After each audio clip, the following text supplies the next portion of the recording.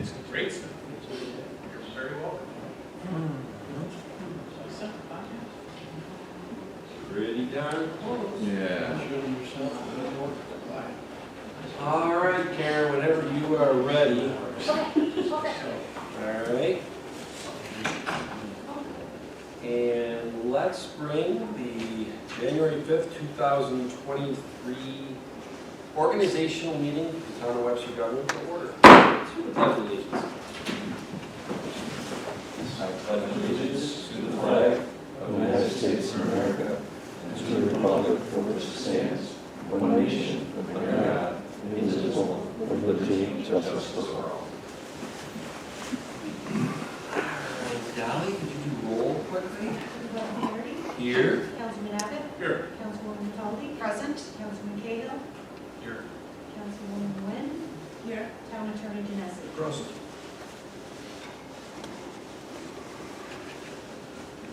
Okay, well, as Dolly can attest, the organizational meeting actually is kind of anticlimactic to all the preparation that goes into it. So with that being said, thank you to you, Kim, and everybody else who helped get these 50 resolutions all set up. So I'm gonna head right off on the first one. As long as the board members understand that we won't be doing voting individually, Dolly will ask after the second. All in favor? Aye. All opposed? Nay. All set? All right. Resolution number 1, a motion that the regular meetings of the Webster Town Board for the calendar year 2023 be held at the Webster Town Boardroom at 1002 Ridge Road, Webster, New York at 7:30 p.m. on the first and third Thursdays of the month, and the second and fourth Thursdays of each month will be set aside for Town Board workshop meetings at 5:30. Second. All in favor? Aye. All opposed? Make a motion that the hours of the town offices for the calendar year 2023 be as follows: 8:30 a.m. to 4:30 p.m. Monday through Friday. Offices to be officially closed Saturdays, Sundays, and holidays. Second. All in favor? Aye. All opposed? I make a motion setting the schedule on which holidays shall be observed during the calendar year 2023, at which time the town hall will officially be closed as follows. New Year's Day, which just passed, was Monday, January 2nd, observed. Martin Luther King Day on Monday, January 16th. President's Day on Monday, February 20th. Good Friday on Friday, April 7th. Memorial Day on Monday, May 29th. Juneteenth on Monday, June 19th. Independence Day on Tuesday, July 4th. Labor Day on Monday, September 4th. Columbus Day on Monday, October 9th. Veterans Day on Friday, November 10th, observed. Thanksgiving Day, Thursday, November 23rd, and Christmas Day, Monday, December 25th. Second.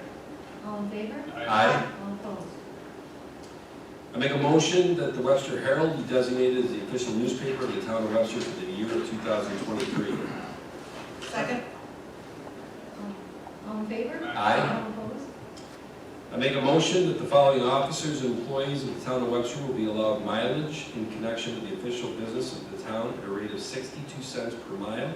The claim of payment of such mileage shall be made monthly for the preceding month on proper vouchers, itemizing date, place, purpose, and number of miles in accordance with law, and the same shall be filed with the finance department and audited by the town board. Second. All in favor? Aye. All opposed? I make a motion that Sandy Macaluso be appointed as civil officer for the town of Webster for a term of 1 year ending December 31st, 2023. Second. All in favor? Aye. All opposed? I make a motion that Mangel Metzger Bar Company LLP be contracted by the town of Webster as auditor of the financial records of the officials of the town beginning January 1st, 2023 and continuing through December 31st, 2023, and for any and all sundry services that they may be called upon to perform by the town officers of Webster. Second. All in favor? Aye. Opposed? I make a motion that Supervisor Flaherty be appointed Deputy Administrator of Civil Defense. Second.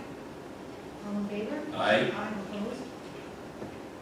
I make a motion that all police officers in the police department are entitled to receive and keep all the civil fees received by them.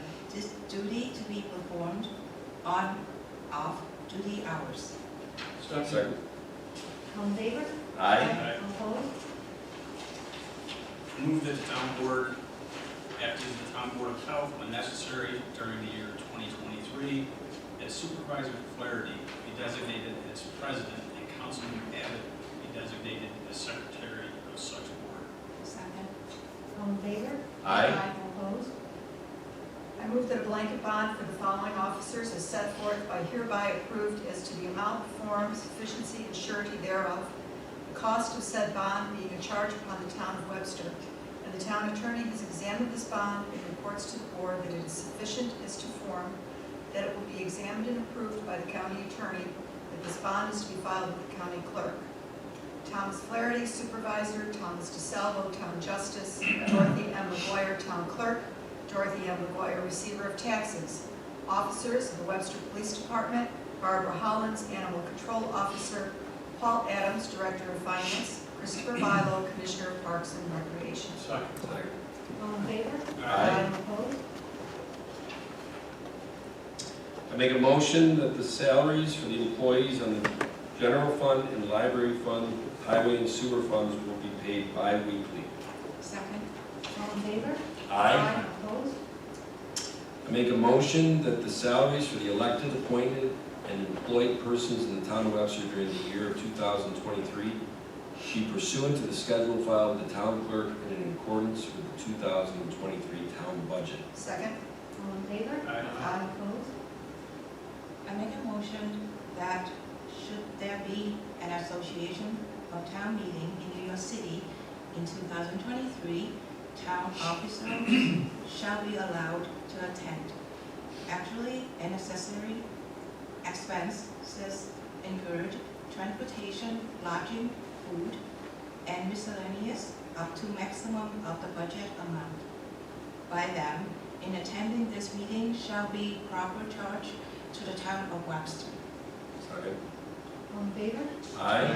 All opposed?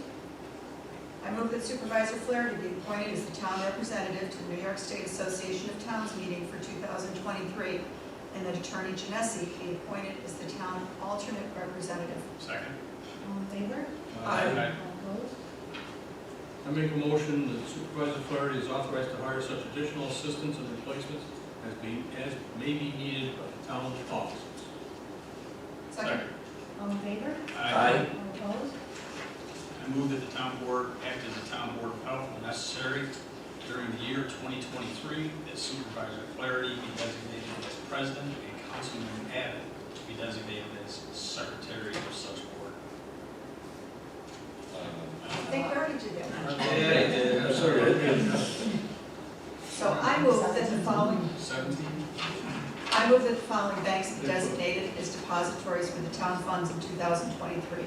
Bank of America, Citizens Bank, Canandaigua National Bank, Evans Bank, Key Bank, JP Morgan Chase, M&T Bank, New York Liquid Asset Fund, NYCLASS, Wilmington Trust. Second. All in favor? Aye. All opposed? I move that Christopher Brown be appointed to the Conservation Board for a term of 2 years, ending December 31st, 2024. Second. All in favor? Aye. All opposed? I move that Charles Zalakis be appointed to the Conservation Board for a term of 2 years ending December 31st, 2024. Second. All in favor? Aye. All opposed?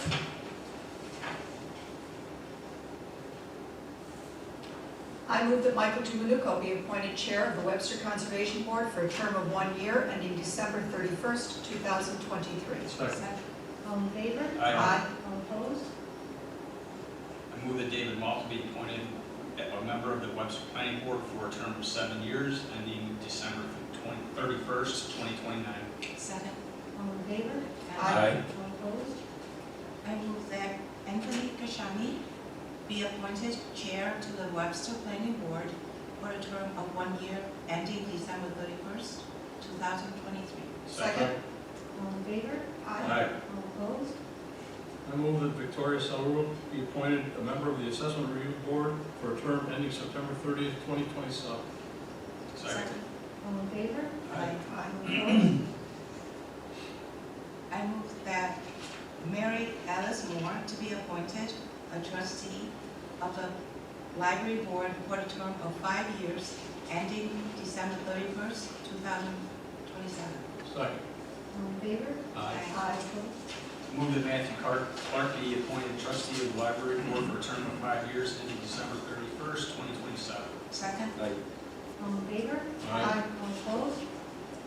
I move that Peg Ehrman be appointed trustee of the library board for a term of 5 years ending December 31st, 2027. Second. All in favor? Aye. All opposed? I move that Jamie Newtown be appointed a member of the zoning board of appeals for a term of 5 years ending December 31st, 2027. Second. All in favor? Aye. All opposed? I move that Jimmy Newtown to be appointed chair of the Webster zoning board of appeals for the term of 1 year ending December 31st, 2023. Second. All in favor? Aye. All opposed? I move the supervisor Flaherty be appointed as the town board representative to the planning board and to the zoning board of appeals. Second. All in favor? Aye. Opposed? I move that Supervisor Flaherty be appointed as the town board representative to the safety committee. Second. Second. All in favor? Aye. All opposed? I move that Councilwoman Cataldi be appointed a town board representative to the conservation board. Second. All in favor? Aye. All opposed? I move that Councilman Abbott be appointed as the town board representative to the Parks and Recreation Department. Second. All in favor? Aye. All opposed? I move that Supervisor Flaherty be appointed as the town board representative to the Project Review Committee. Second. All in favor?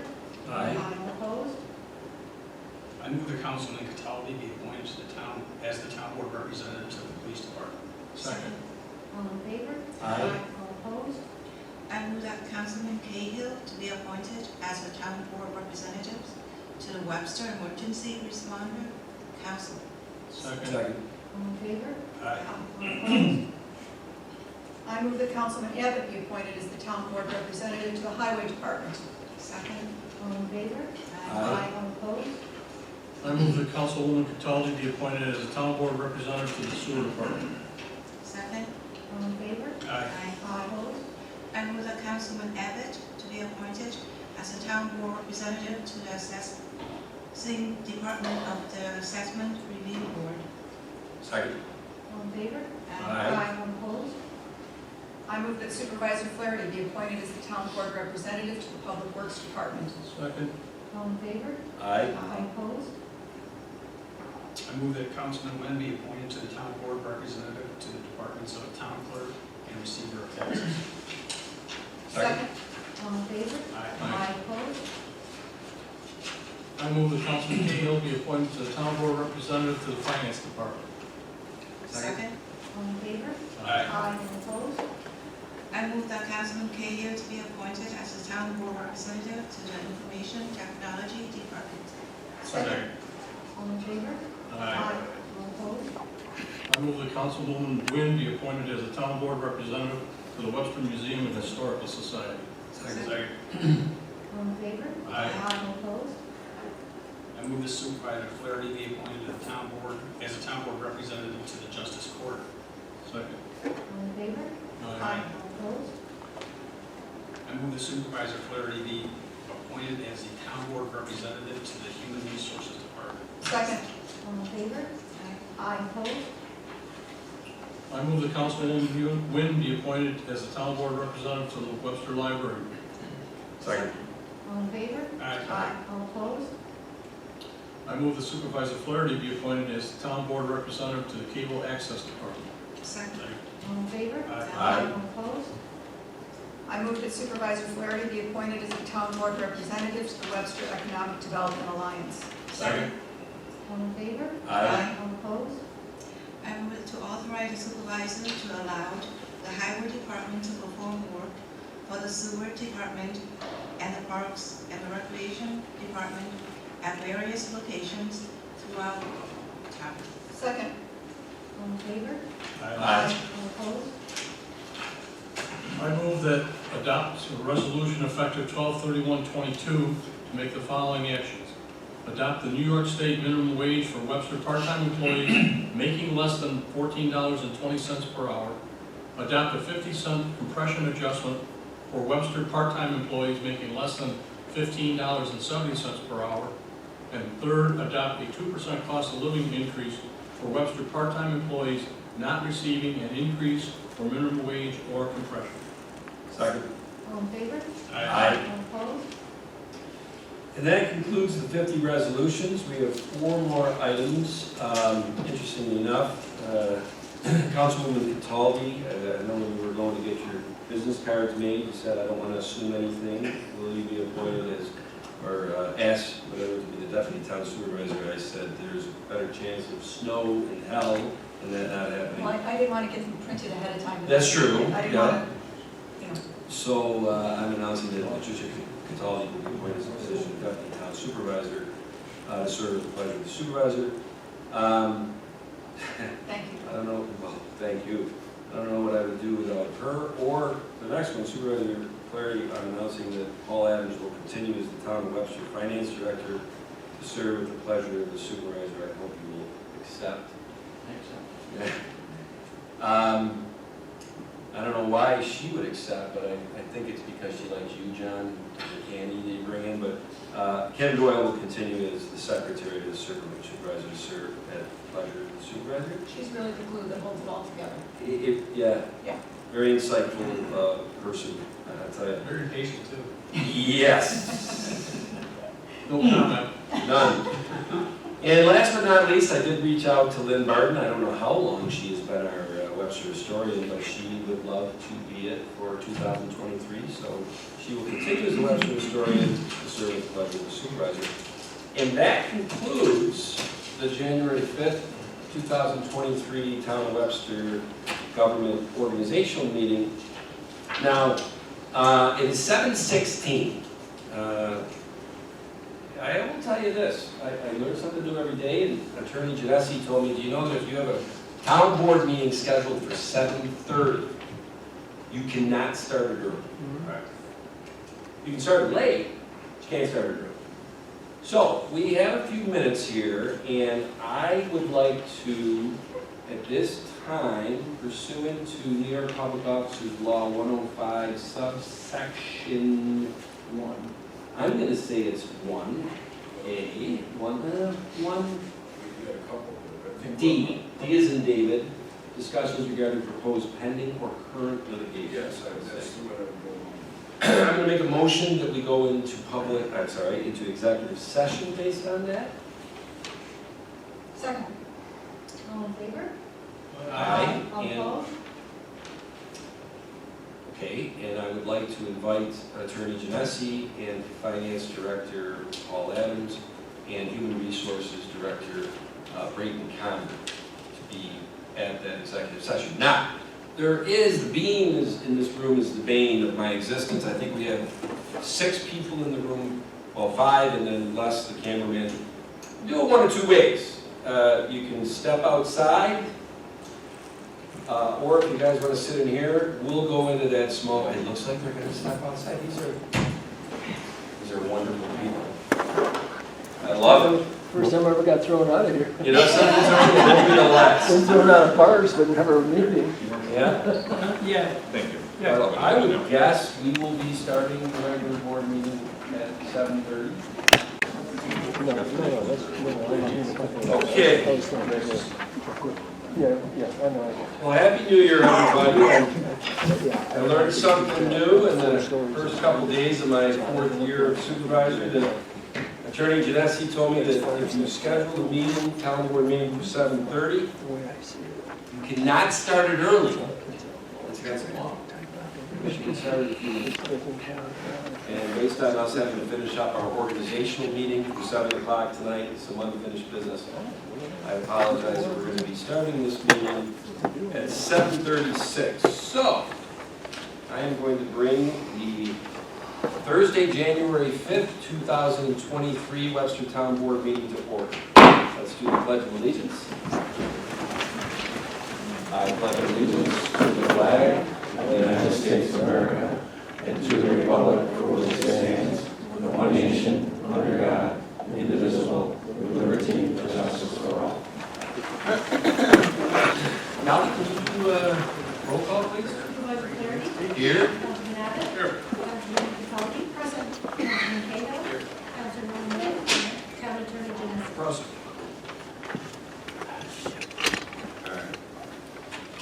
I'm going to take a little executive decision on here. We're going to change the order of the items tonight. We have 8 formal resolutions to consider. We have some board meeting minutes also. And we have the open to the floor. Each speaker will be allowed 5 minutes. Since we have, and I think it's great, I love when the board members go. I do that, you know that. But since it looks like we have a lot of people signed up to speak tonight, why don't we get through what is some of the more housekeeping items, and we'll save that for last. So, with that in mind, there are 2 board minutes that were submitted to the board for their approval. I make a motion that the December 8th, 2022 workshop minutes be approved. Second. Supervisor Flaherty? Aye. Councilwoman Capelli? Aye. Councilman Abbott? Aye. Councilman Cahill? Aye. Councilwoman Wynn? Aye.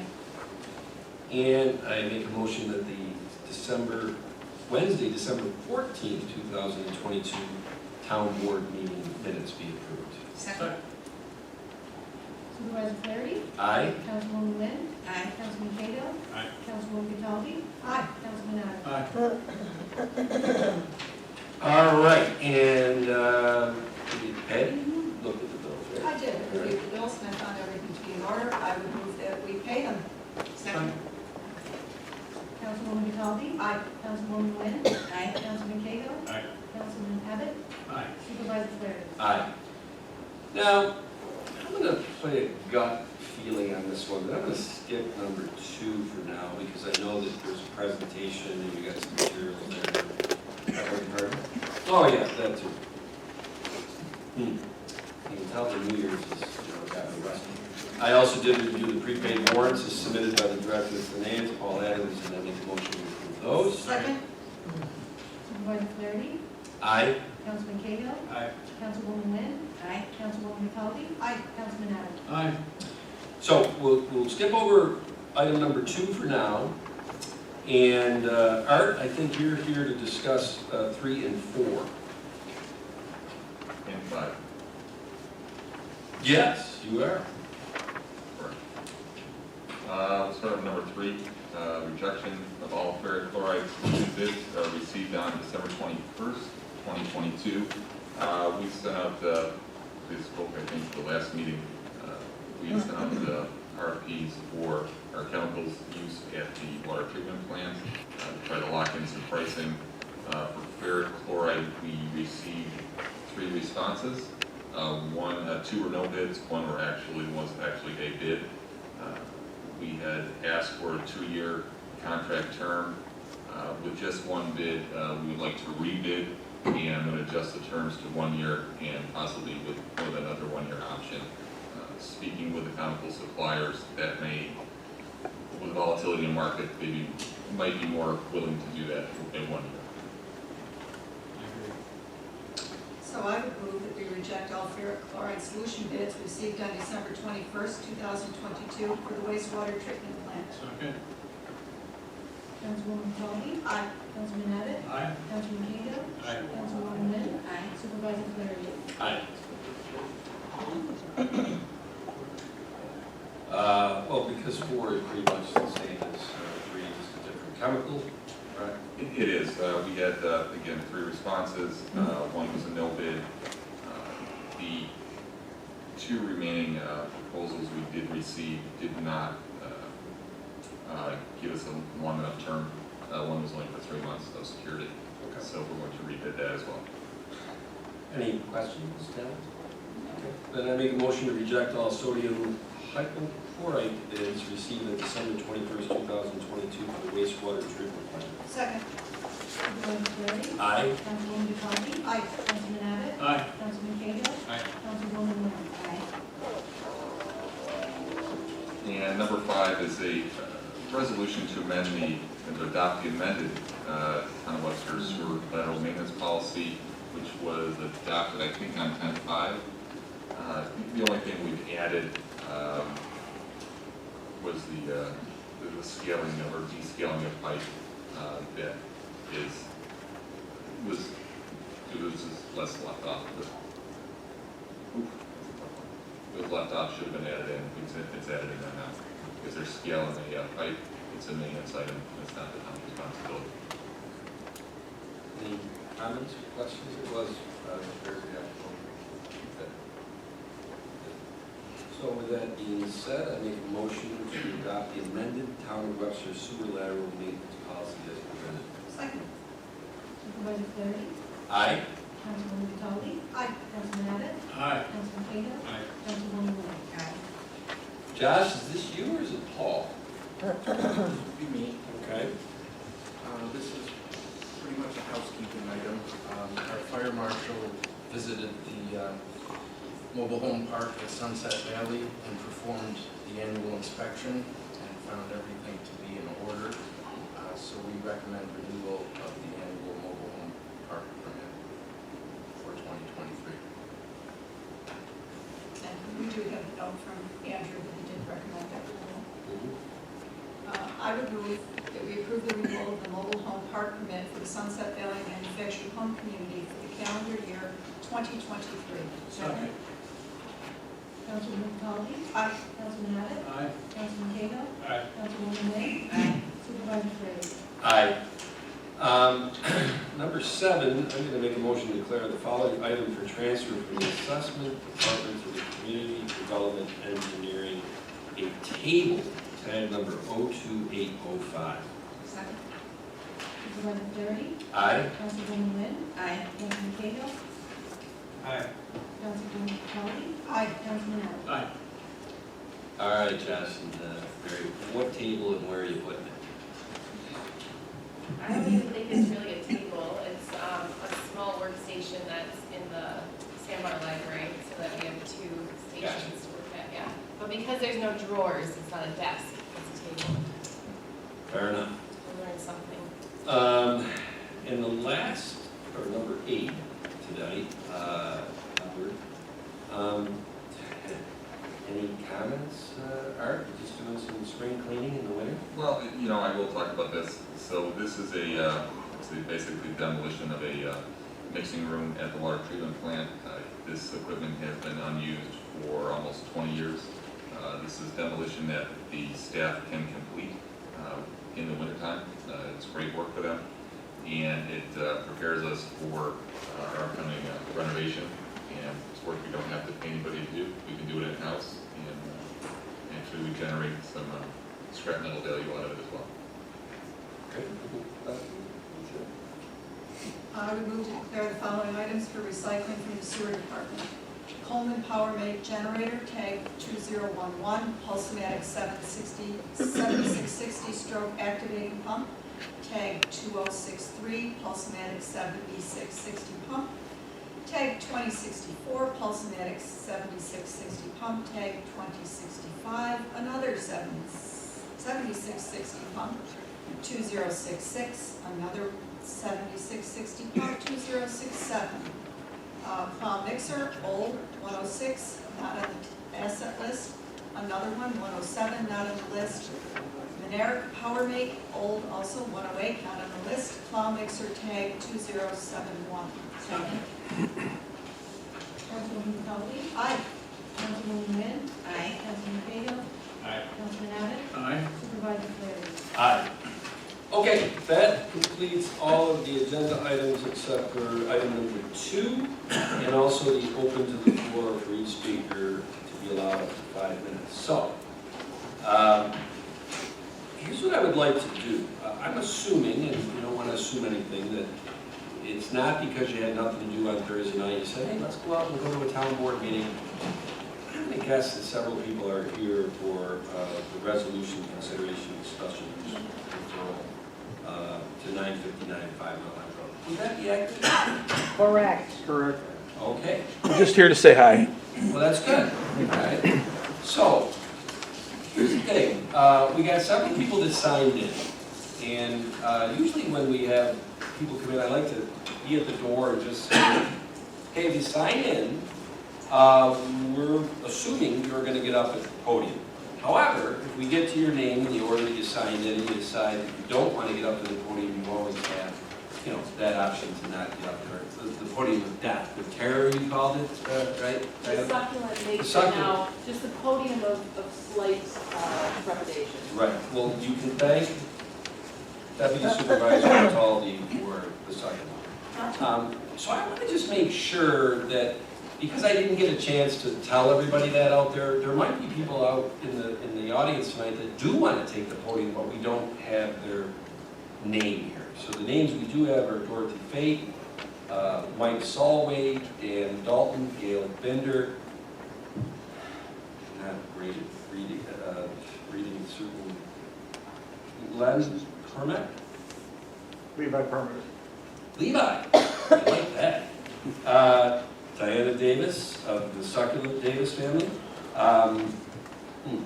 Bill Davis, Chris Whitcomb, Ken Walter? Walter. Okay, I don't think that's crossed out. And Janice Jack. That's who signed in. Is there other people that intend to take the podium tonight? All right, so I got Mr. Corpus. Is the beam of my existence bothering me? I probably should have signed in. Right, but I know that you guys will be presenting something to the board about this project, so we got you. Anybody else?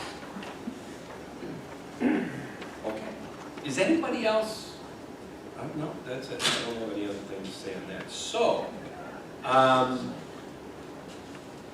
as you walked in, I handed you a one-page summary that Josh Artuso, our Community Development Director, put together late yesterday, just to give the town board a little background on law, code, zoning, so that we could look at this situation tonight, you know, out of a view of the law and procedure. Because I do understand it's an emotional issue. So I want to make sure that we balance that emotion with also the one page I gave you of what this town board is tasked to do tonight within a process that could include several more board meetings, not just with the town board, but with planning board, zoning board, public hearings. Per se, tonight is not a public hearing, but the fact that the town of Webster has a 5-minute open to the mic for people, it somewhat turns into a pseudo-public hearing as people usually get up and will be talking about certain things. I hope somebody surprises me tonight and gets up and takes the 5 minutes or less to talk about something other than 950, 95 mile. We'll see.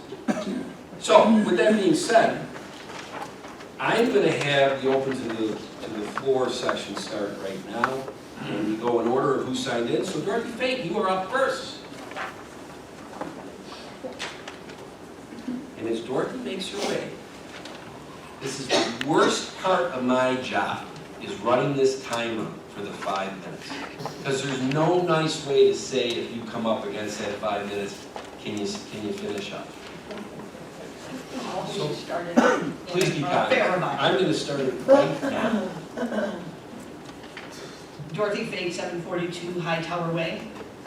I've been a Webster resident since the age of 6, and I've raised 4 children in this town, and I've always cared about this town's growth pattern. However, it has not been until the children were raised and I retired from a career as a probation officer that I've had the time and opportunity to more actively follow, participate, and speak up about my concerns regarding the choices Webster board members made over the years. In years past, I've had to accept that I made the best choice possible when I voted, and I had to hope that those elected were truly guardians of this town, and I needed to trust the direction that they chose for the town. Now I have the time to share my views, follow issues, and not just hope my vote elected the right board members.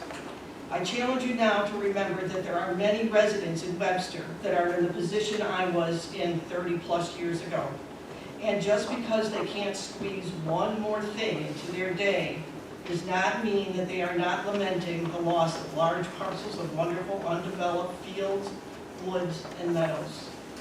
I would like to share my thoughts on the use of special use permits in zoning. Specifically, the request to grant a permit to the non-conforming mini storage unit, RV storage and U-Haul retail rental business at 959 5 Mile Line Road. The town of Webster has designated that property as low-intensity commercial district, and zoning deserves to be reviewed and approved as an overall town plan. The board has on more than one occasion indicated that piecemeal zoning is not the way they wish to address any zoning issues. I would argue that the issuance of special use permits does exactly that by granting an end around current zoning. If this is an appropriate use for this property, I'd ask the board to direct the developer to apply for a change in the current zoning and not grant this permit. I would ask the board not to bend to development pressure and allow the citizens of this town to have a say in the direction this town is going by participating in the comprehensive plan process. I am willing to face the probability of higher taxes versus suffering the other negative impacts of overdevelopment. And I believe there are a significant number of Webster residents who would agree. I believe that the current zoning is appropriate. It is very close to residential properties along 5 Mile Line Road and Gatewood Lane, and those neighborhoods need to be protected from retail encroachment. This property is ecologically sensitive. Shipbuilders Creek tributaries need to be protected, and granting a commercial building and paved parking area above the recommended lot coverage with a non-permeable surface area endangers this creek. Also, the storage of recreational vehicles, as well as a fleet of rental trucks, could lead to a discharge of gas or oils or other environmentally toxic liquids into this creek's watershed.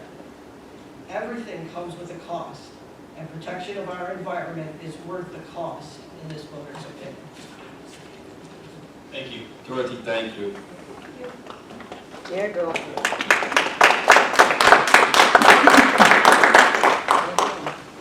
Mike Soloway?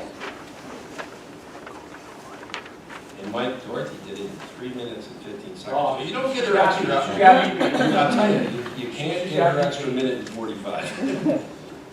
Mike Selway, 752 Peg Lane. I'm directly affected by this project, as numerous neighbors are. We've been down this road before with this property.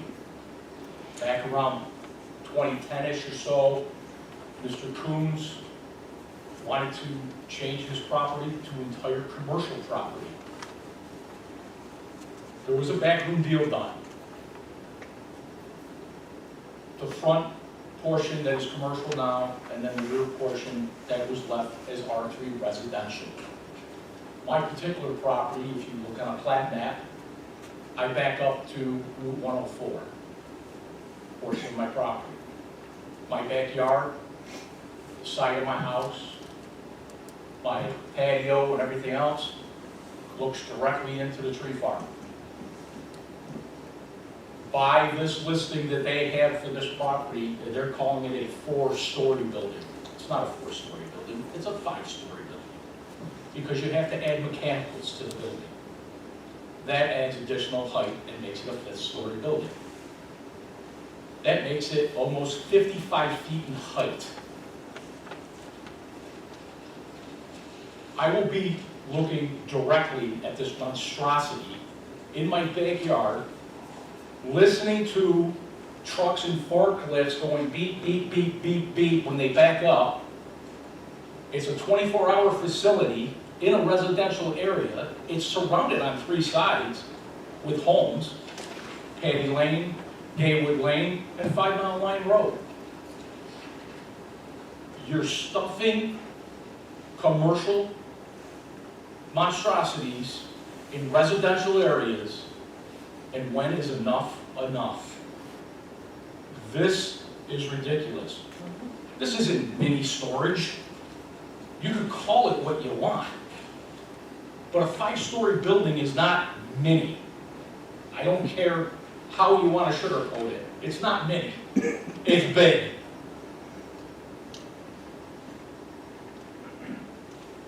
Mr. Coons, you know, no offense to him, there's history, like I said, with this property. He had a tax abatement. He paid 80% of the taxes, the rest of the residents paid 20% of his taxes for 15 years. His tax abatement was running out, and all of a sudden, the property went up to go commercial.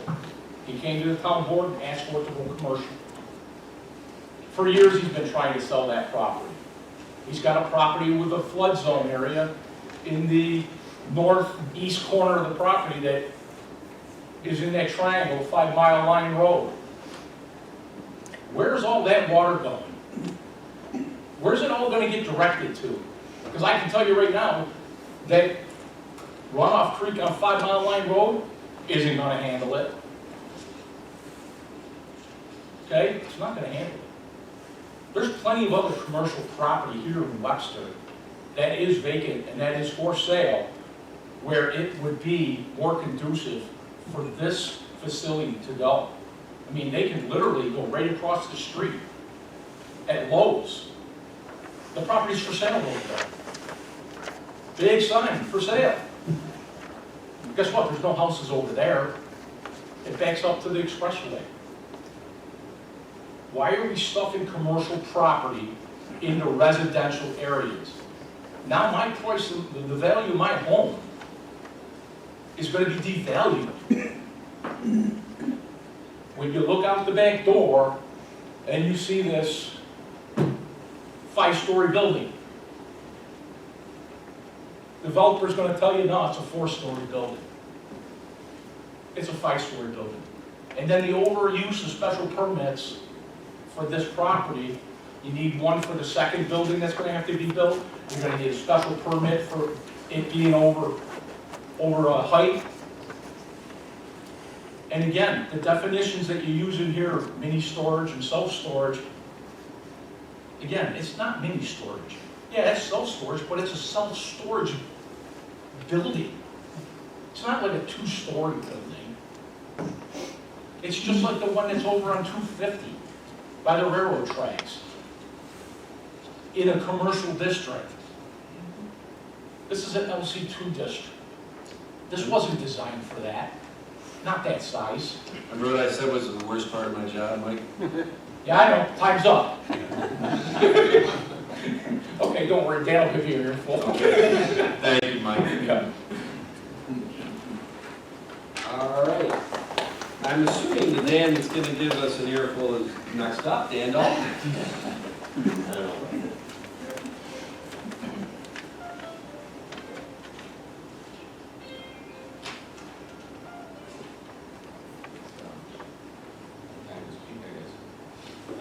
Dan Dalton, I'm at 764 Patty Lane. Like Mike, I've got some big huge pine trees right on the back border, so I might only see the mechanical ones. But let's just hope it doesn't get that far. First, I want to thank the board for giving that the entrance to the West Webster handle, which is next week's agenda. But I really appreciate it. If I go by there for years, it's a nice one. And what you're doing is to your credit. Second thing here is, Mike referred to, there was quite a bit of discussion 13 years ago on this property, and we had a petition signed by 60 homeowners who are within 50 yards of this property. And it was a valid petition, and those are real people who are solid Webster residents. And they count. They should count for something. And those same 60 people are going to be of the same mind today. What called my attention to this was the notice that said mini storage.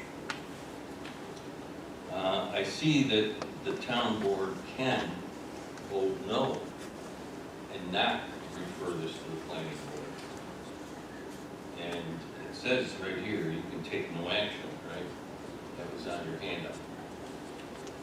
And anyways, if you put it to a vote, you can't say they can't vote no. So that would just go back to the owner or the proposal to reconfigure it somehow. I don't think this particular project would ever fit the definitions. The reasons to deny this are, number one, you have it as a mini storage, but in the MC district code, you'll see a paragraph, it's 350-18, and I think it's number 21, page 21. And it says specifically that a self-storage that's climate controlled is in an MC district. So it appears to be a zoning issue. How is that missed? Why is a developer led along a path, and who's the one that led him? I went to the zoning office last week and they didn't know anything about it. I don't know, they said to call me, but how is it that zoning would not have any idea that there's a proposal for a building that should be an MC and is an LC2? Don't know that answer. The reasons Mike said are all good. It's the visual impact is horrible. Noise and flashing lights, height is bad. The soil is most likely contaminated, and when they start shoveling that up, where does that contaminated soil go? In for year. We know that because all tree farms in the country have been using all kinds of pesticides. Otherwise, their trees would be very sparse. So I'm begging you, once it gets to planning, it's too late because these people have to put more effort and time and design work in. And the planning department might have 2 or 3 meetings, and you might have 2 or 3. It's a lot of wasted time on an issue that shouldn't even get off the start bus. So that's what I say. That's my point, and I hope you vote no. You just send it back and either find another location or find a nice project like, I think, I used to be with developers, about Outerville Office Park,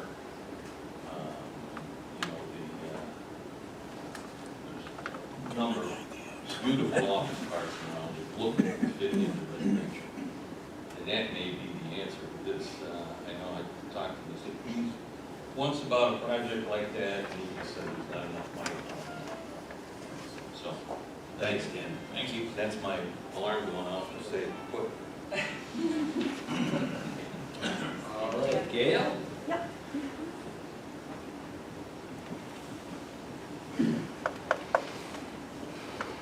My name is Gail Minder. I live at 357 Gulfview Heights. And actually, with Joshua's letter, my concerns have been somewhat mitigated. I was under the impression that tonight the board would vote on whether to grant a special use permit. So I'm very glad to see that there'll be multiple steps before that may happen. I'm not really opposed to the project. It's a commercial, it's zoned commercial. It's going to be developed commercial eventually. Maybe a mini storage, if it is mini, might be one of the lesser evils to go in there. But my problem is with special use permits. When they're special, they should require very careful consideration. And I'm very glad to see there'll be several hearings. This isn't all going to happen tonight. Special to me means rare. They're not just doled out for the asking. So the letter really helps. Thank you, Josh and Tom, for distributing it. We all remember the lettuce factory. What happened with the lettuce factory? It went directly to the planning board. It bypassed the zoning board. obviously, it was not in keeping with the zoning. So when you grant a special use permit and you bypass the zoning board, send it directly to the planning board, transparency is not there. And I think transparency is important. So that's my talk for tonight. You may hear me again when you have all these special hearings. So thank you. Thank you. Yeah. Won't miss that this time. Levi. You can skip over me, I was signing in on behalf of our Oh, okay. presentation. All right.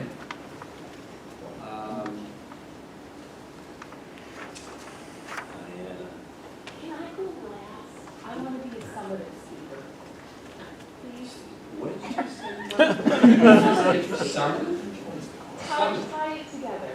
S-U-M-M, no. You know, like A-D. EDID. Okay. Fine, yeah, that'd be fine. Bill? I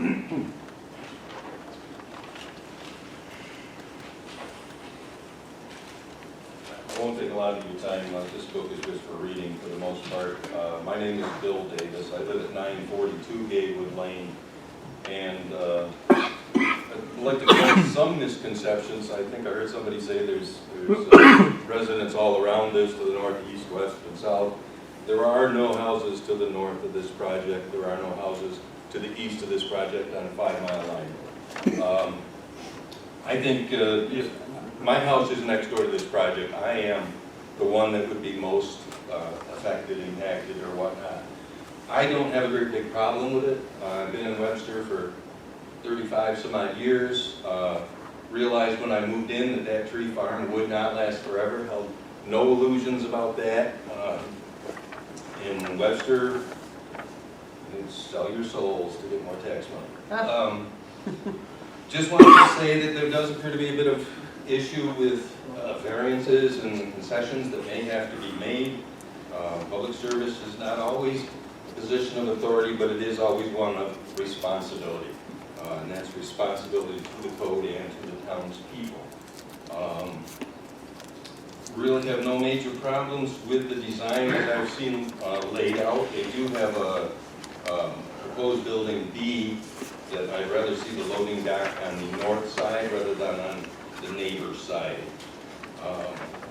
Other than that, no problem. It will be literally in my backyard. I won't be looking at it through the trees that are in my backyard. But I have no issue with this. I wish him the best of luck, and hopefully everybody can work this out to mutual satisfaction. Thank you. Chris Whitler.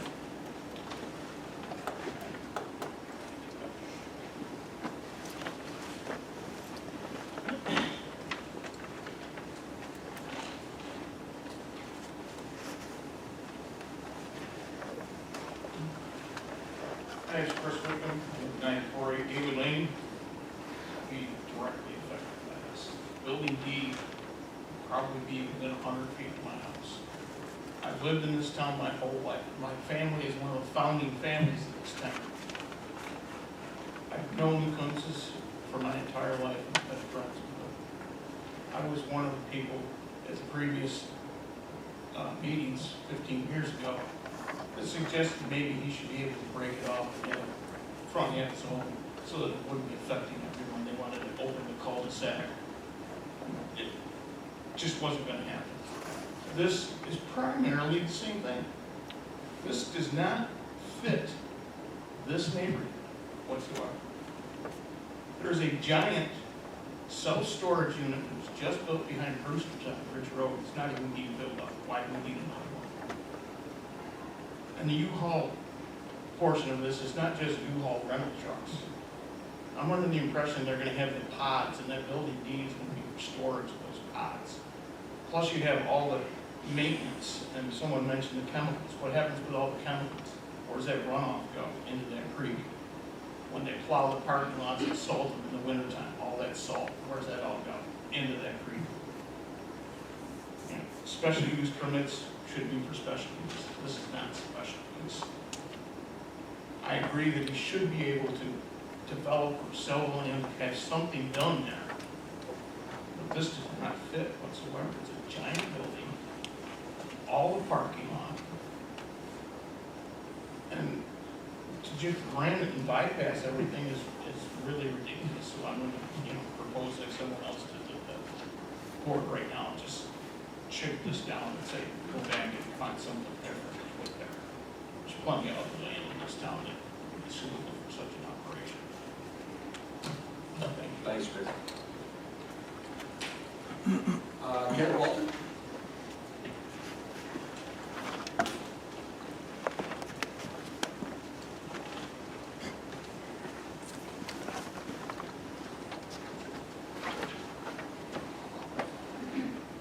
Kent Walters, 956 Gable Lane.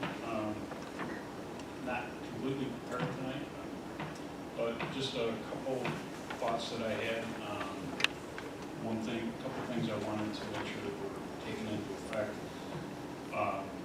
It seems like this project has gotten really big, and lighting in the neighborhood on a 50-plus foot tall building is considered light pollution. And the drainage from our backyards goes right through what's the paved area now. And I just want to make sure that there's consideration to remove that water through there. Thank you. Thank you. Denise Jackman?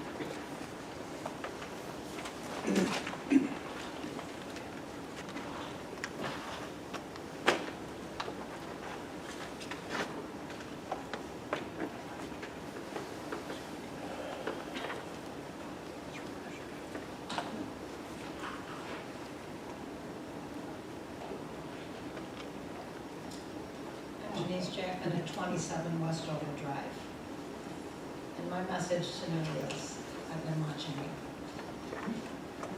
And I see that you pride yourselves on proclaiming that you're a pro-green space town board. But I can't see that commitment apart from a few trophy-like small parcels of land that have not been built upon. Instead, I see almost a reckless abandon to allow land to be dominated by commercial developers for often unneeded and unwarranted businesses. It is very much wrong. And I shouldn't have to be here tonight. We shouldn't have to be here tonight. You, however, should be doing your jobs with a greater moral authority to protect and serve all residents of Webster, those with voices like mine that I believe you clearly hear tonight,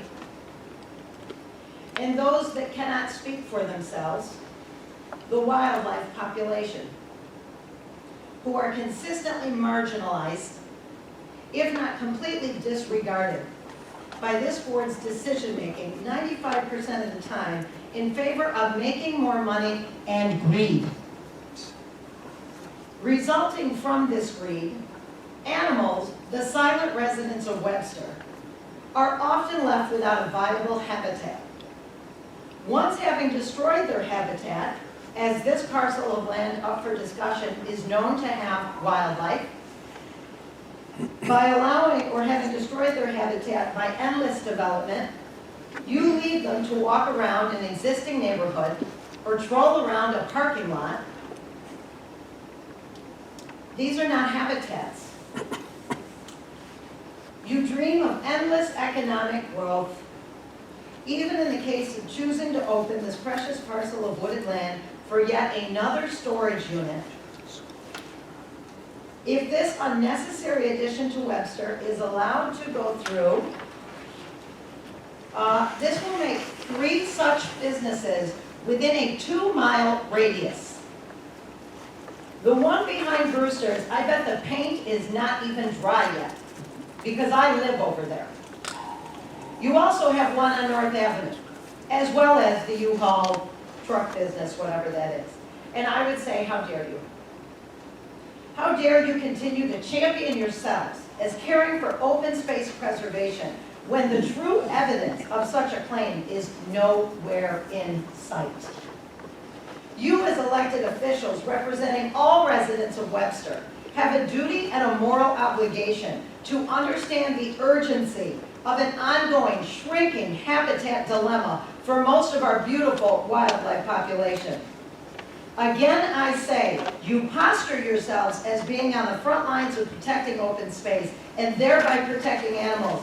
Yet the politics on display consistently from this board say just the opposite. You keep failing to act on any behalf other than augmenting more money-making opportunities and greed. You are failing this town, but the eyes of Webster residents are upon you. Many of us meet in coffee shops while we're out taking a walk at the post office, and we all lament the same tale, total overdevelopment of Webster. But make no mistake, you are being watched closely. So by me and countless others, and the collapse of these ecosystems and the loss of animal habitats, it's on your watch. But I say in closing, shame on you. Shame on you if you can't find a way to properly oversee and protect all Webster residents, those with a voice and those without.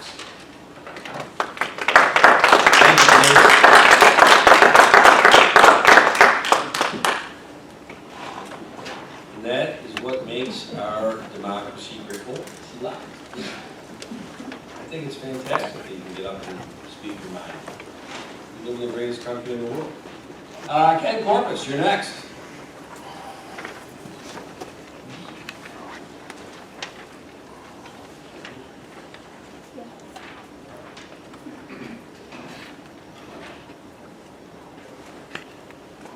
Good evening, Ken Corpus, 1464 Grand Meadows Way. And if you don't want to talk about the U-Haul, I can talk about the ambulance and stuff, but I don't want to do that either. So, Art, thanks for the sheet, but I think you missed out on a couple of points. I wrote up a comment and sent it in. I think you have it. If you don't, you're here to put it into the record. So, I believe this 24-hour access facility violates the town code for a number of reasons. It's zoned light commercial, and as you know, I own a business in town. I'm not against businesses coming in. I don't think it's your job to dictate what business can go where, other than if it's qualified for the zoning. This being called a storage unit, but it's going to have a rental, vehicle rental, which is not approved for the district. I'm sorry, my phone's making me go crazy. And so that's one. Number two is the zoning regulations for the district state a maximum height of 35 feet. The proposed height of this is over 4 stories, as already mentioned. So I think that's another one that would prevent this from going through as it's planned. Also, this states that no new commercial development shall employ architectural styling and detail that's consistent with the residential nature of the surrounding areas. And I don't think it's going to do that based on what I see. But all I have is a two-dimensional plan. So zoning regulations for this district also restrict the square footage to 5,000 square feet, which was also mentioned in this letter. One building is 13,000 square feet. And I think there's multiple buildings, so you're way over that limit.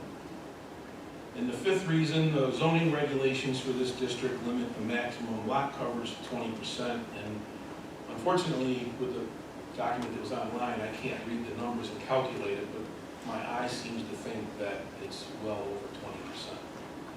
So to me, there's 5 things that this plan doesn't meet with the current zoning of light commercial district 2. I don't know how they're going to come back with a plan that meets all 5 of those criteria. So what you're going to end up doing is you're going to end up providing a special use permit. You're going to have the special variance. You're going to have to allow for oversize, and you're going to have to allow for a 4 height. when this could be built in a commercial district and meet all of the requirements necessary, except of course for 3 stories, which are not allowed anywhere in the town to go over 3 stories. And I don't think any building has yet gone over 3 stories. With this building, this project would be better aligned to a commercial district, and where it says newer used motor vehicle, recreational vehicle, trailer, boat, farm, implement, and contractors, equipment sales, service, rental, or repair or rental. So, and if you look at the storage unit on Ridge Road that was built, it's 3 stories high, and it doesn't fit in that area either. It really doesn't. It's a very large building. I don't know how a 4-story building would fit into a residential area. So I realize, tonight is not a public hearing, but I think you have an opportunity to stop this project here and prevent it from going through more meetings, costing the town more time and energy, and the builders to, go through a lot of work to try to meet those 5 things that have to be changed in order for it to be built. All right? Thank you. Thanks, Hope you Ken. had a good Christmas and a good New Year. And I'm sure I'll see you again. Thank you. Well, guess what? Number 10 is the summative. Summative? Second? I like it. Summarize it. Summarizer, thank you, Eddie. Okay, right, I will try my best to keep to 5 minutes.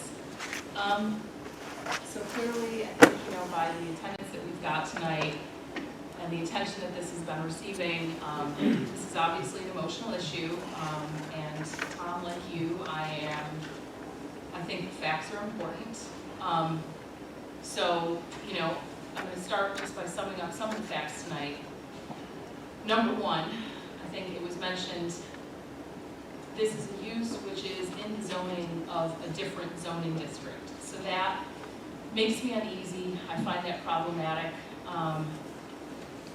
It also obviously worries me, the tractor trailer feature that is very close to our house. Okay. Seeing the site plan, it gave a very different picture to me than what the project was initially presented to me as, which was, a self-storage facility that would be sort of minimal traffic, minimal impact, something which kind of fits in the zoning. So even though it's greater than 5,000 feet, it's generally still self-storage. If we look at the site plan though, it seems, and this is hard for me because, like my father, I am close to Jim, and I want him to get a project that works. I want him to get money for his land. I am not opposed to the development of this land, even though I have to live right next to it. And that's why I haven't been out, front on this and fighting it. I've been in a really unusual position. Usually I'm like, the charger in my group. I've been the one trying to find silver linings and tell people, listen, this guy needs to get money for his land. If it wasn't this, it would be something else. But I'm torn morally because the more I look at the site plan and the more I look at the project, those features, it feels like we're trying to square a circle here. So yes, I would echo what Ken Corbus says. If there's a way that the developer can modify the project and modify the use so that it actually does fit into LC2, that would be ideal. To come back to the special use permit issue, if you do look at Chapter 269 of the Town Code, there are several aspects of the special use permit which specify when one should be used and when one shouldn't. And so that is another aspect of this project which makes it one that, were it anybody else but my neighbor Jim, I would be fighting it on principle and I would be saying this is wrong. We shouldn't be using a special use permit to push this through when there are these aspects that make it outside of what the code is intending a special use permit to be for. I think that it's something that gives the town leverage on this issue. I think that this is something that should be modified by the developer so that it can go through and that it can fit the zoning, if that's even possible. I would hope it is. The massiveness of that self-storage building If it's just self-storage, fine.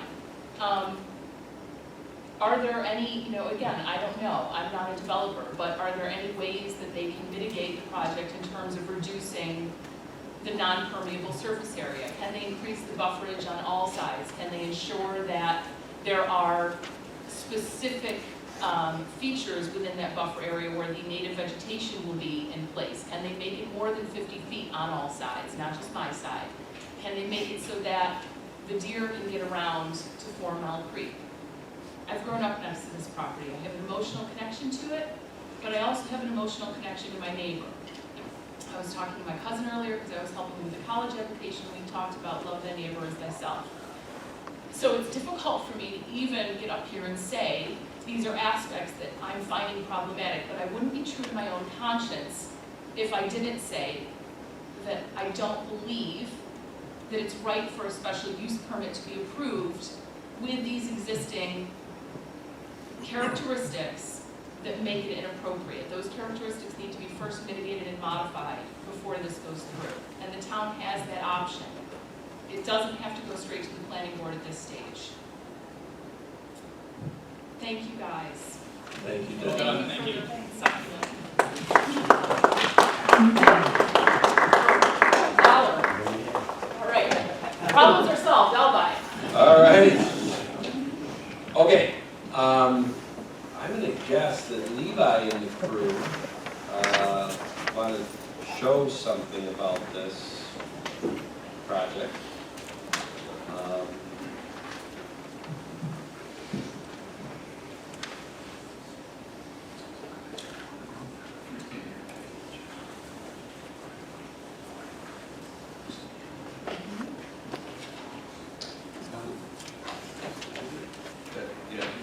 That is the end of the open report.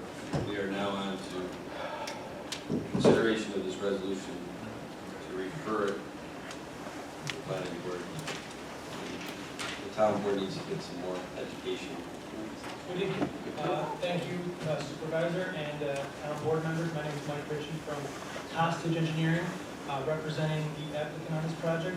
Also with me are Tom Palmero and Levi Parmere, from Americo and U-Haul. They can respond to any more technical operations type questions, but I'll just briefly kind of go into a summary of this project. We are here before this board requesting a special use permit. Although self-storage is a permitted use within the LC2 district, any structure over 5,000 square feet requires a special use permit, which is why we're here.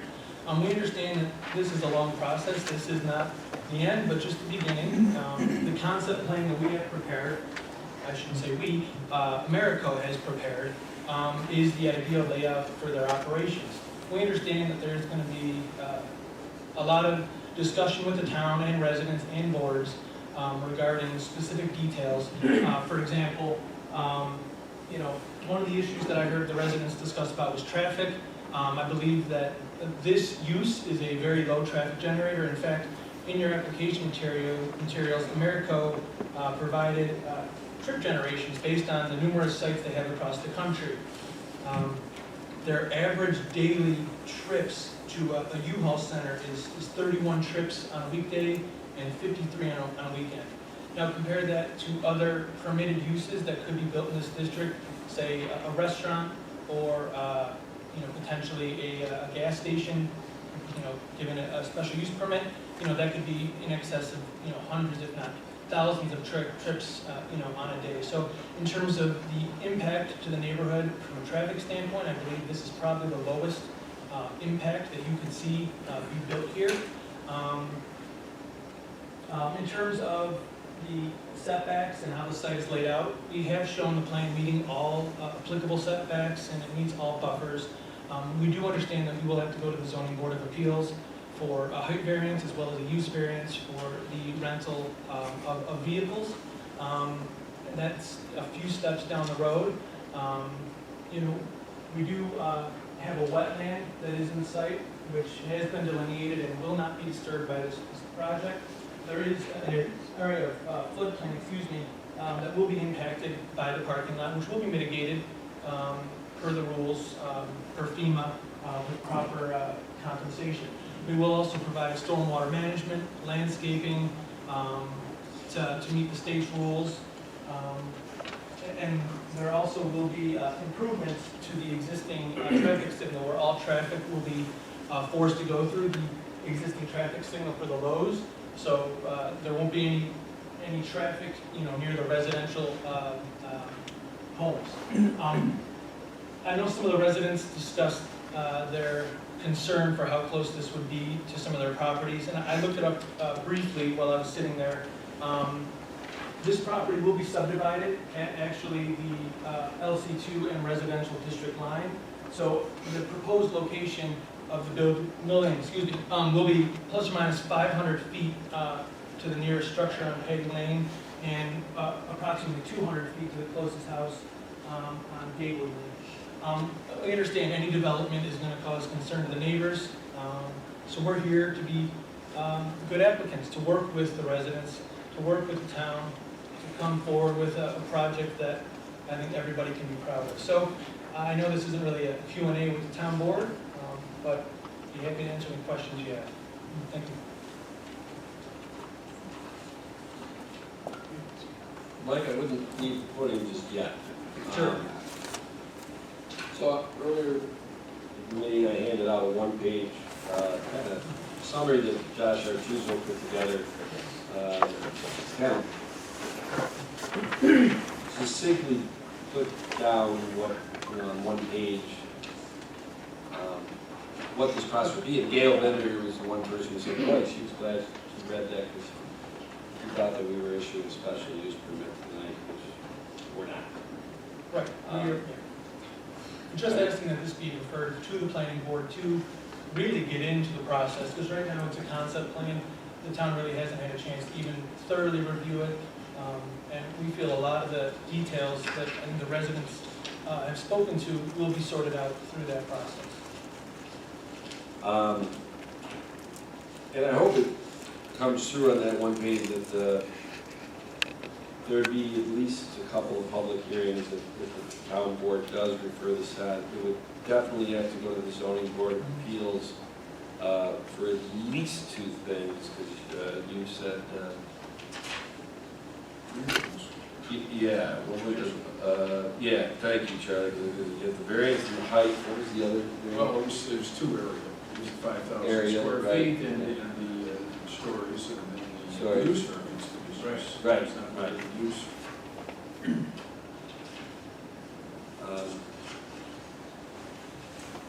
So Charlie, let me ask you this. I said you're going to be doing some lawyering tonight, okay?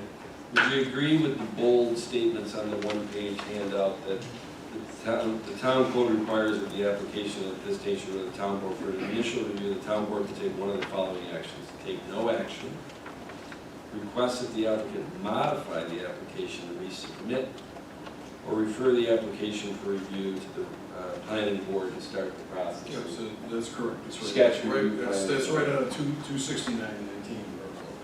Okay.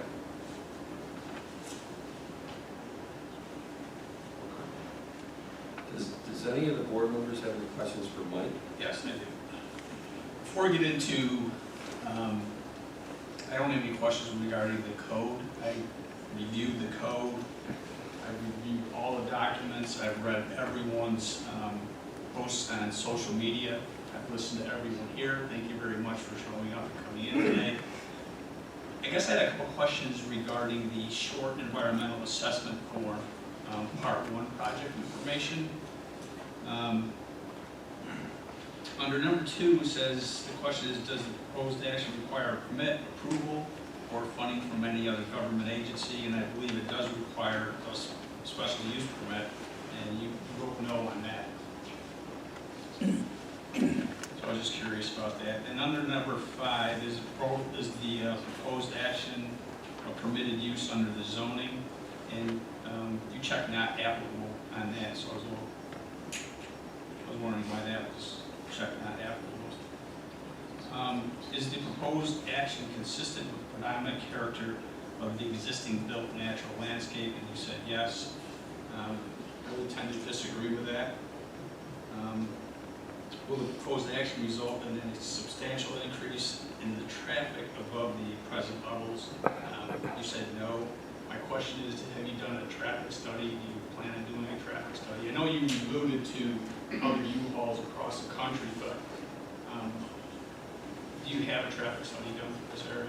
We have not prepared a traffic study for this project at this point. If the board wishes to see it, you know, we could work through that. Traditionally, the first step is the ITE manual. The traffic manual has a lot of guidelines based on similar uses, and that kind of sets a threshold. The typical threshold for whether or not a traffic impact study is warranted is plus or minus 100 vehicles in a peak hour. I think we can show to this board and other boards that you're going to be looking at a peak hour, maybe at 10 or 12 vehicles, well under the threshold for a traffic impact study. But if the boards do insist on seeing something of that nature, I could speak with the developers, and I'm sure they could provide. Thank you. Number 13, part B, the question is, will the proposed action physically alter or encroach into any existing wetland or water body? And that was not answered, either yes or no. So I was just curious about that. It will not encroach into any wetlands. It will impact a floodplain that is not technically a water body. But again, like I said in my presentation, any impacts to the floodplain areas will be mitigated with compensatory storage in other areas on site, as to not cause any negative issues to the floodplain. Sure, I was just curious as to why that specific question was not answered. Yeah, Yes, I apologize. Yes or no? Yeah, I apologize. It was prepared by others, so okay. It's not an excuse. I should have reviewed it before it went in, but I think in future submissions to the planning board, we can send in a supplemented environmental assessment form, which has more detail on it. Thanks. Number 17 says there's two parts, A and B. Will the proposed action create stormwater discharge either from the point or non-point sources? And then part A, question A, 17A is will stormwater discharges flow to adjacent properties? And part B is will stormwater discharges be directed to establish conveyance systems, runoff, or storm drains? And ironically, none of those questions were answered either. Yeah, and I know that the wetlands is a pretty significant issue to, assuming the board, but also to the neighbors. So I was just wondering why that was just not even addressed. I apologize. Again, I think it was so early in the concept phase when this was submitted. I think whoever prepared this didn't have the answer. But I can state that predominantly the drainage does flow from south to north, and the plan for this project is going to have a stormwater management facility on the north side of the site and discharge to the existing culvert that goes under 104 and continues north. Sure, and then number... John, before you, because I don't want Mr. Whitcomb's arm to be set, but I should have said this earlier, and it's that... I'm sorry, I didn't know this. The only, really, because of the way it's videotaped and all that, you really can't speak from the crowd. That's why we have the podium time. I'd be willing to go back up. So, I just want to have you make sure that, and I appreciate, you know, the manners of having the hand up, but you can put it back down. We're going to keep on going. Okay, We're when he's right done, now, will I we're have... closed down to the 5 minutes on the podium, and now we're to the town board doing a Q&A with the developers that year. I understand that. We'll have an opportunity later on. Let's keep going here, okay? Okay. All right. Johnny, your next question. Thanks. Similar question, number 18, does the proposed action include construction or other activities that will result in the impoundment of water or other liquids? That wasn't answered either, but I'm assuming It will be a Same stormwater reason, pond. correct. Yeah, again, I apologize. When this was submitted, it was towards the special use permit of the allowable use, and I know the concept plan had not been advanced to the point where some of these questions could have been answered by who prepared it, but that's our next step, is to really dive into all the details, meet all the requirements of the town and the state, and present that to the town and the town engineer and town staff so they can review and we can work through that technical process. Sure. Thank you. So, Mike, I'm just going to, is it okay if I make some comments now? Yeah. At this point? Okay. So, I read the code 350-17. Josh, thank you for sending it out, Josh, and also preparing your statement that I'm assuming everybody got in the audience. So in reading through the code, I went through and I highlighted some areas, sentences that I thought were pretty pertinent to what is being presented. And the first sentence in the code is what I had highlighted. And it reads this is what it reads. The intent in creating this district is to accommodate existing residential uses. The next sentence that I highlighted was new commercial development shall employ architectural styling and detail that is consistent with the residential nature of the surrounding area. And the next I highlighted was multiple family dwellings are also appropriate in conjunction with a limited range of first floor commercial uses on lots which do not meet development standards for low or medium intensity commercial uses. Now, Part A, permitted uses, number 5 is mini storage, self-storage facilities. And in my opinion, this is not mini storage at all. It does not conform with the neighborhood at all as far as the architecture goes. There's going to be a number of variances that are going to be required for this particular development and use. I'm in agreement with a great deal of people that have commented, and I don't believe that this project follows the intention or language of this 3050-17 low intensity commercial district. And I feel strongly that there's so many variances and special use permits that are going to be required. I'm of the opinion and position to take no action on this at all. That's my comments. Mr. Supervisor, I'd like to propose a motion. The town board take no action on this application. Second. Can I make, before, I was going to ask Charlie to just give a little bit more legal, he was a lawyer. Elaborate on what take no action means, Charlie. Well, take no action means that there's not going to be a referral, there's not a referral with either comment or orders or request for modification, nor is there any further instructions to the applicant. So no action would be nothing, basically. Okay. What's their next step? And that's a wonderful question from the crowd that people watching on TV couldn't hear. Somebody from the crowd said, what would be their next step? And that's my concern about the no action, is that then okay, we're gone, and what do they do? We've given them no guidance. Well, all right. that's... Now, I will say this, and we're going to get to the motion in a second. And Bill, I appreciate that you made the motion. Jenny has not gotten a chance to ask any questions, nor has she made any comments. John did, all right? Patty has not made any comments or asked any questions. I think, Bill, you've made your statement. You don't need to ask any questions or comments. I'm assuming because you made the motion. So, if you don't mind, Jenny and Patty, can I go first with a very succinct, 60 seconds or less, comments? You ready? Time it. As people have gotten to know me over the last 3 years, I live by the sword, I die by the sword of my management style. I do not want to be dictatorial, so I collaborate and I let the department heads do their job. Well, I let the zoning board of appeals and I let the planning board do their job. And if you didn't discern from that one page that there is a lot of work and a lot of digging in that the planning board would do through sketch plans and through preliminary or whatever it's called, approvals and final approvals and zoning board. And Gail, you said the CEA factory, who ended up shooting that down? The ZBA. Let them do their job. That's my mode of operandi. All right? So when I look at this, like I said, I'm trying to balance the emotion of 10 people coming in that are neighbors, okay? But I'm also trying to factor in that the zoning board and the planning board, they're gonna do a way more deeper dive than even Councilman Cahill, who's pretty darn good, huh? It was pretty impressive when he rattled off all the things that he looked at on that. I can assure you that the zoning board and the planning board will do a deeper dive.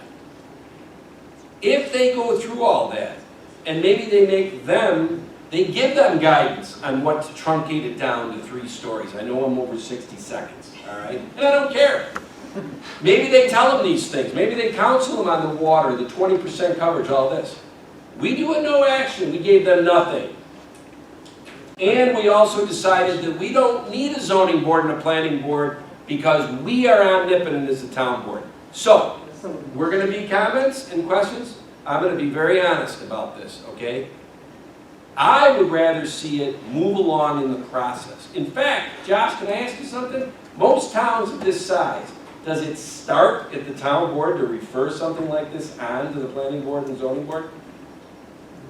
Not usually. No.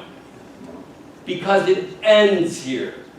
It ends here. You read that, Gail, didn't you? The special use permit would have to be issued by us. And by the way, in the last year, Publishers Parkway, a 20-acre parcel they wanted to do senior housing on, they went through the planning board, they did all this stuff, zoning board, they got back here and we shot it down 5-0.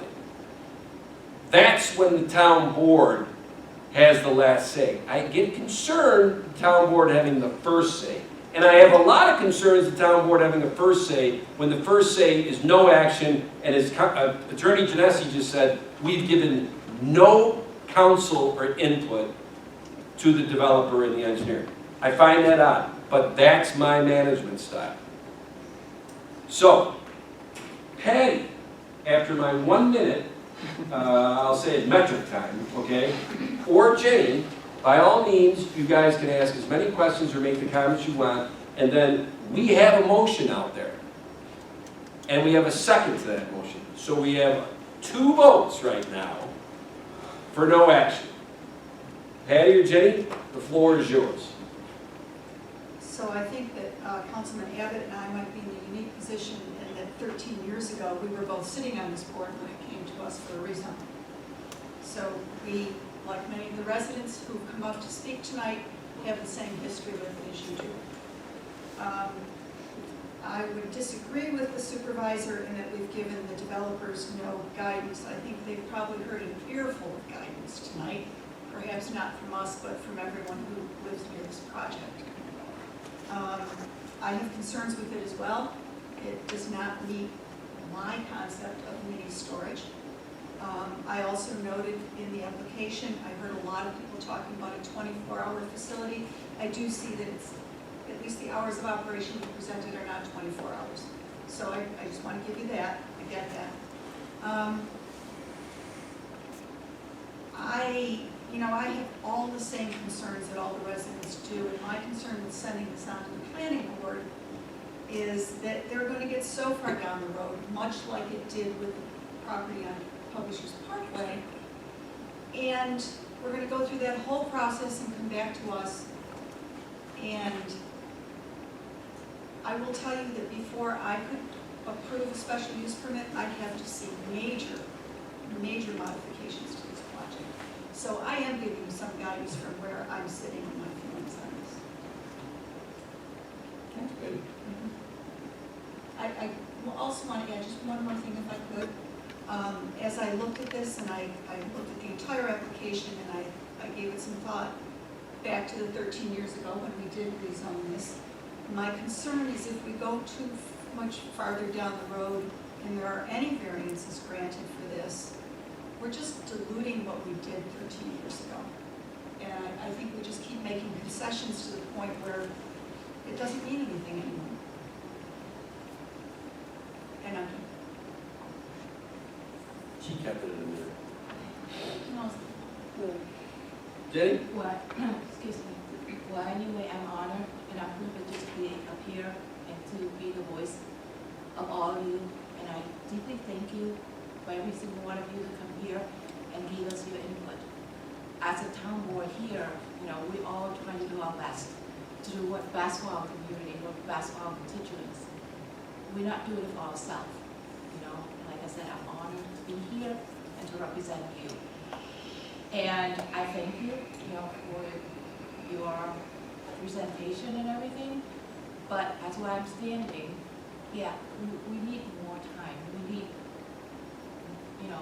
to see more before we can make a decision on something that affects our community the way that you all present yourself. And right now, I guess I'm kind of agree with, Joe and Patty and John. And I'm sorry, Tom, I mean, you have a great, You don't have to be sorry about anything. great This is ideas too, but. The greatest country in the world because we have different things. And that's, and I know I pointed this out before, and I'm gonna point it out again. Some of these people have not been at previous board meetings. But this, in my opinion, this board is unique in that we have open discussions and we don't always agree. And that's been on display a number of times. And believe me, I've been to enough board meetings, whether it's school board meetings, village board meetings, where you won't see an open discussion on a topic, even as controversial as this may or may not be. But the open discussion that you see here tonight is something that's unique and based upon my history of going to board meetings.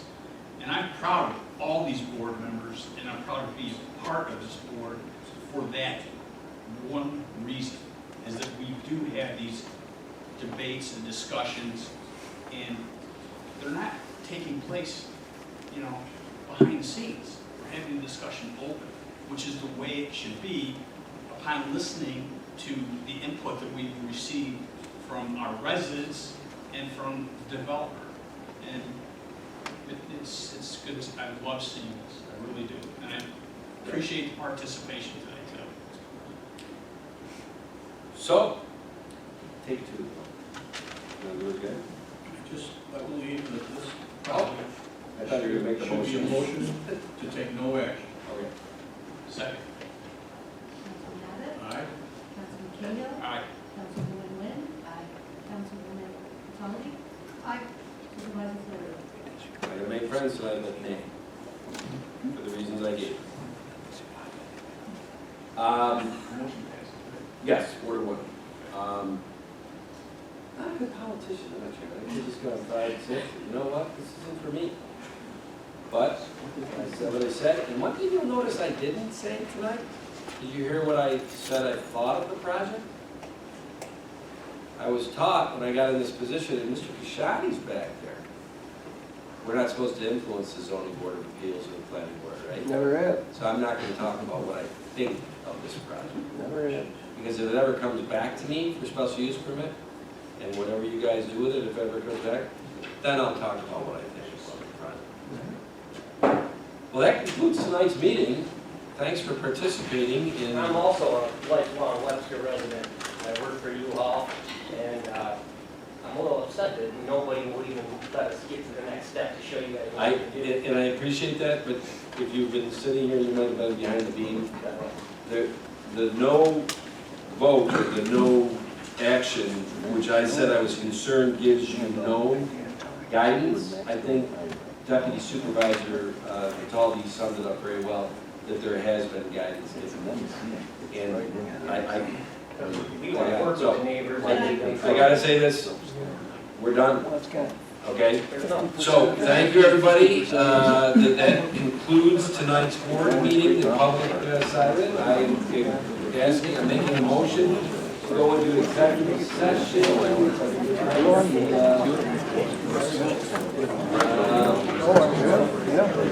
I would say this is section 105(1)D. I made that motion. And inviting second. And all in favor? Aye. And that's at 8:56. I'm inviting Josh, Mary, Paul, and Matt, Chet, and Charlie. So, as soon as we clear out the room,